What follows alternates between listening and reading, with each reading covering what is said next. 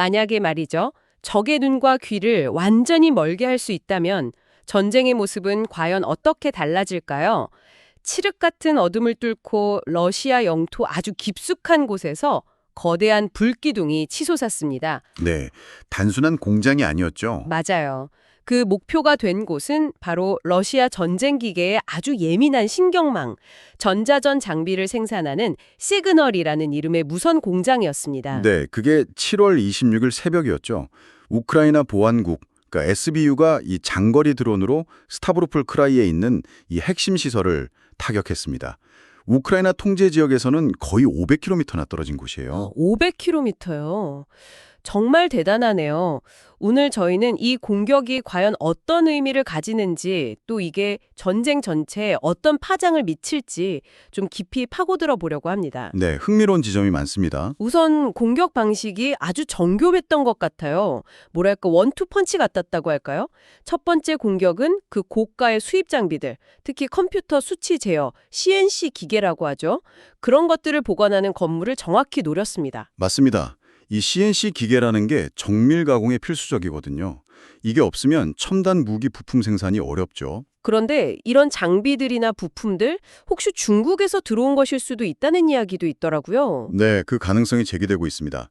알자지라 보도를 보면 지난 5월에도 우크라이나 해외정부국장이 중국이 러시아에 군용과 민간용으로 모두 쓸 수 있는 그런 이중용도 부품을 공급하고 있다고 언급했었거든요. 아, 그럼 이번 공격으로 그런 부품 저장 시설이 직접 타격을 입었을 수도 있겠군요. 충분히 그럴 수 있죠. 그런데 여기서 더 중요한 건 어쩌면 두 번째 공격입니다. 치에우 인디펜던트 보도에 따르면요. 이 두 번째 드론은 전자장치를 조립하는 작업장을 겨냥했다고 합니다. 아, 그러니까 부품 보관 장소뿐만 아니라 실제 제품을 만드는 생산 라인까지 동시에 무력화시킨 거네요. 바로 그겁니다. SBU 내부 소식통 말을 빌리자면 이게 적의 전쟁 수행 시설을 체계적으로 무력화하려는 큰 그림의 일부라는 거죠. 목표는 명확해요. 생산 중단시키고 군사 잠재력을 약화시키는 것. 말하자면 전쟁 기계의 두뇌와 손발을 동시에 묶어버리려는 시도였던 셈입니다. 정말 치밀하네요. 그 현장을 찍은 영상도 공개됐었죠? 네, 현지 주민이 촬영한 영상이 아스트라 텔레그램 채널을 통해 공개됐는데요. 저도 봤는데 정말 충격적이더라고요. 우크라이나 드론이 엄청나게 빠른 속도로 시그널 공장 건물 쪽으로 쑥 내려가더니 그냥 거대한 화염과 함께 폭발해버리던데요. 맞아요.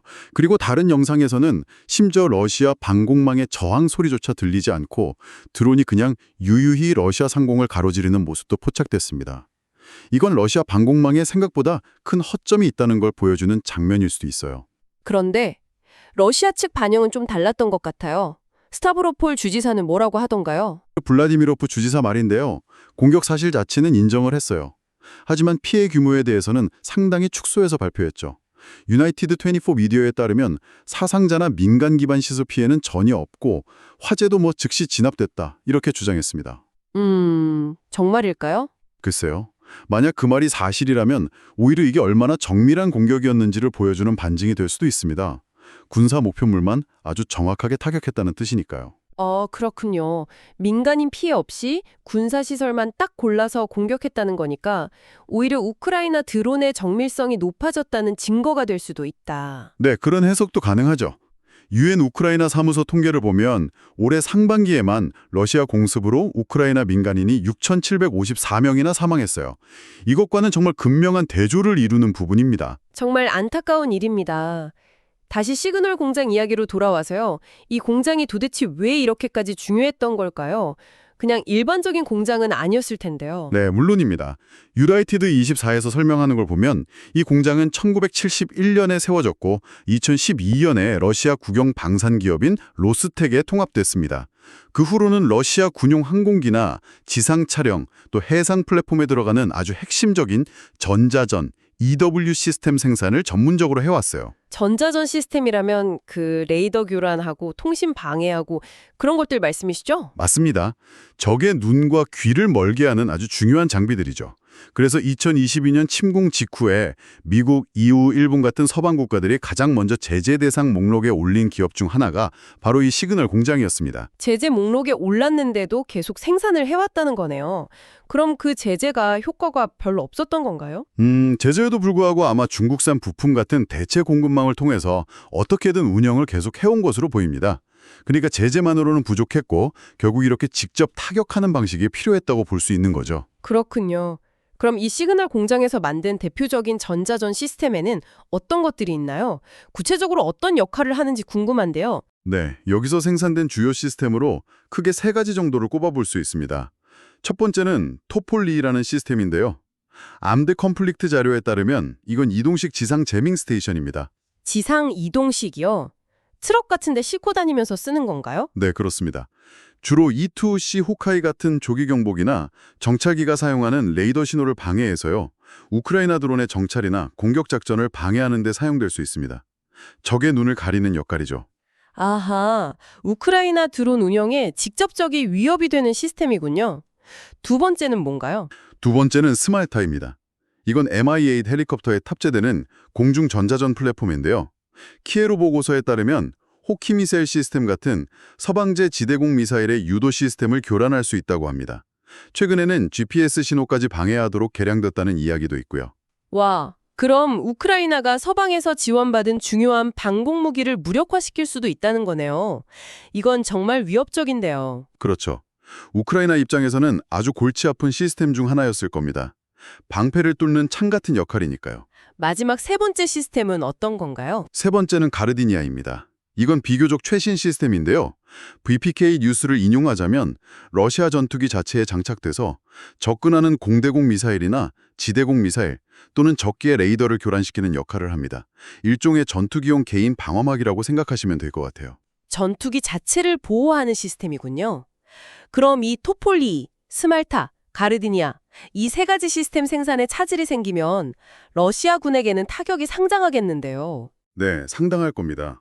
특히 제공권을 유지하거나 적의 방공망을 뚫고 작전하는 데 있어서 전자전 능력은 필수적이거든요. 이 핵심 시스템들의 생산이 중단되거나 지연되면 러시아군의 작전 능력, 특히 공중작전 능력에 상당한 제약이 생길 수밖에 없습니다. 그런데 이게 끝이 아니었잖아요. 이 시그널 공장 공격 바로 하루 전에도 또 다른 중요한 공격이 있었다고요. 맞습니다. 아주 중요한 지적입니다. 7월 25일이었죠. 시그널 공장이 있는 바로 그 스타브로폴 지역의 다른 도시 네비노미스키에 있는 아조트 화학 공장이 공격을 받았습니다. 아조트 화학 공장이요? 거긴 또 어떤 곳인가요? 유나이티드 24 미디어와 우크라이나 허위정보대행센터의 안드리 코발렌코 센터장에 따르면요. 이 공장은 폭발물 제조에 꼭 필요한 화학 원료, 예를 들면 질산이나 질산 암모늄 같은 것들을 생산하는 아주 핵심적인 시설입니다. 질산암모늄이면 비료 만들 때도 쓰지만 폭탄 만들 때도 필수적인 거 아닌가요? 정확합니다. 탄약이나 포탄 같은 폭발물을 만드는 생산 라인의 거의 시작점이라고 할 수 있는 곳이죠. 이 공장 공격 관련 영상도 공개됐는데 밤중에 아주 거대한 폭발 섬광이 보이고요. 또 러시아 방공망이 드론을 요격하려다 실패하는 듯한 그런 소리도 들립니다. 와. 그래, 이틀 사이에 전자전 시스템의 심장부랑 폭발물 원료 공장, 그러니까 러시아 군수 공급망의 정말 중요한 두 축을 연달아 타격한 거네요. 네, 그렇습니다. 이건 우연이라고 보기 어렵죠. 아주 계획적인 연쇄 공격으로 보입니다. 이 연쇄 공격이 전쟁 전반에 미치는 영향은 어떻게 봐야 할까요? 단순히 시설 몇 개 파괴된 것 이상의 의미가 있을 것 같은데요. 물론입니다. 가장 직접적이고 큰 영향은 역시 러시아의 전자전, 특히 제밍 능력의 약화로 이어질 거라는 점입니다. 제밍 능력 약화요. 네, 뉴욕타임즈에서 이미 2024년 5월, 그러니까 작년에 보도한 내용을 보면요. 러시아의 전자전 장비가 워낙 강력해서 미국의 정밀 유도 미사일, 예를 들면 GPS 유도 방식의 무기들마저 무력화시킬 수 있다. 이런 분석이 있었습니다. 미국의 최첨단 정밀유도 무기까지요? 정말 대단한 능력이네요. 그렇죠. 그동안 우크라이나는 주로 전장에서 이런 러시아의 전자전 장비들을 직접 파괴하는 데 주력해왔습니다. 그런데 이제는 전략을 좀 바꾼 것으로 보여요. 단순히 전장의 장비 하나하나를 없애는 걸 넘어서서 아예 그걸 만들어내는 생산시설 자체, 그러니까 문제의 근원을 직접 타격하는 전략으로 전환하고 있는 모습입니다. 포브스 기자가 언급했던 그 치명적인 전자전 군비 경쟁이라는 표현이 생각나네요. 이 경쟁에서 우크라이나가 한 발 앞서 나가려는 그런 시도로 볼 수도 있겠군요. 네, 정확히 그렇게 해석할 수 있습니다. 단순히 방어하는 것을 넘어서서 상대방의 공격 능력을 원천적으로 제거하려는 공세적인 전략인 거죠. 그리고 이런 공격이 러시아 영토 깊숙한 곳에서 이루어진다는 점도 주목해야 할 것 같아요. 우크라이나의 소위 딥 스트라이크 전략이 점점 더 강화되고 있다는 신호로도 읽히고요. 맞습니다. 딥스트라이크 전략의 강화, 이 부분도 굉장히 중요합니다. 러시아 영토가 전 세계 육지 면적의 11%나 될 정도로 엄청나게 넓잖아요. 그렇죠. 정말 광활하죠. 그런데 이 넓은 영토를 방어해야 하는 러시아 방공망은 전쟁 때문에 상당히 분산되고 또 우크라이나 재무부 집계를 보면 7월 28일 기준으로 이미 1021개나 손실됐다고 해요. 이렇게 얇아진 방공망이 역설적으로 우크라이나의 장거리 드론에게는 침투할 기회를 제공하고 있는 셈입니다. 넓은 영토와 약화된 방공망이 오히려 우크라이나에게는 기회가 되고 있다. 참 아이러니하네요. 네, 그렇죠. 그리고 이런 딥 스트라이크는 러시아에게 단순히 군사적인 타격뿐만 아니라 막대한 경제적 손실도 안겨주고 있습니다. 경제적 손실이라면 어느 정도 규모인가요? 자유유럽 방송 RFERL 분석을 보면요. 2024년 9월부터 2025년 2월까지 그것도 제한된 위성 이미지만으로 분석했는데도 피해액이 약 7억 1,400만 달러, 우리 돈으로 거의 1조 원에 가깝게 추산됐습니다. 와, 반년 만에 1조 원 가까이요. 대단하네요. 네, 그런데 이건 시작에 불과할 수도 있습니다. 유로마이단 프레스 분석은 더 충격적인데요. 2025년 1월부터 5월까지, 그러니까 올해 5개월 동안 군사시설이나 생산시설에 대한 직접적인 피해액만 약 13억 달러, 그리고 생산차질이나 공급망 혼란으로 인한 간접적인 손실은 무려 95억 달러에 달한다고 분석했습니다. 13억 달러 직접 피해에 간접 손실이 95억 달러면 합치면 거의 110억 달러 우리 돈으로 15조 원이 넘는 돈인데요? 불과 5개월 만에요? 네, 그렇습니다. 총 110억 달러에 육박하는 엄청난 규모죠.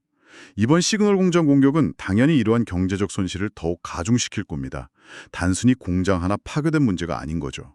그렇군요. 정리해보면 이번 우크라이나의 시그널 무선 공장 공격은 단순한 시설 파괴를 넘어서는 아주 중요한 의미를 갖는 것 같습니다. 러시아 전쟁 수행 능력의 핵심 중 하나, 특히 보이지 않는 전장이라고 불리는 전자전 능력을 직접적으로 약화시키려는 아주 대담하고 또 정교하게 계획된 전략의 일환으로 보이네요. 네, 정확히 보셨습니다. 러시아 영토 깊숙한 곳까지 타격하는 이런 공세가 앞으로 더 강화될 가능성이 높다고 봅니다. 이렇게 되면 앞으로 전장에서의 기술적인 우위, 특히 이 전자파 영역에서의 주도권을 누가 쥐게 될 것인가 하는 싸움이 더욱 치열해질 겁니다. 눈에 보이지 않는 전쟁, 전자전에서의 우위가 실제 전장의 행방을 가를 수도 있겠군요. 네, 충분히 그럴 수 있습니다. 앞으로 이 부분을 계속 주시해야 할 필요가 있습니다. 전쟁의 양상을 바꿀 수 있는 아주 중요한 변수가 될 수 있거든요. 네, 알겠습니다. 보이지 않는 전쟁의 최전선, 앞으로 어떻게 전개될지 정말 주목해야겠습니다.